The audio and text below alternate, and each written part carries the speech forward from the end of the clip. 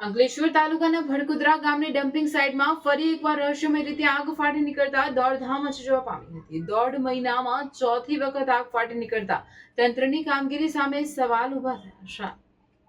અંકલેશ્વર તાલુકાના ભડકુદરા ગ્રામ પંચાયતની solid waste નિકાલ માટેની ડમ્પિંગ સાઇટમાં અચાનક રહસ્યમય રીતે આગ ફાટી નીકળતા વિસ્તારમાં અફરાતફરી મચી ગઈ હતી।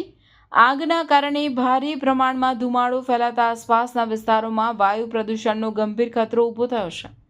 સ્થાનિકોનું કહેવું છે કે આગ લાગ્યા બાદ લાંબા સમય સુધી કાળો ધુમાડો આકાશમાં ફેલાયેલો જોવા મળ્યો હતો। ડમ્પિંગ સાઇટ નજીક આવેલ સ્ક્રેપ માર્કેટના કોઈક અસામાજિક તત્વો દ્વારા કેમિકલ વેસ્ટ ગેરકાયદેસર રીતે ડમ્પિંગ સાઇટ પર ઠાલવી તેને સળગાવી દેવામાં આવી હોવાની આશંકા સ્થાનિકો વ્યક્ત કરી રહ્યા છે।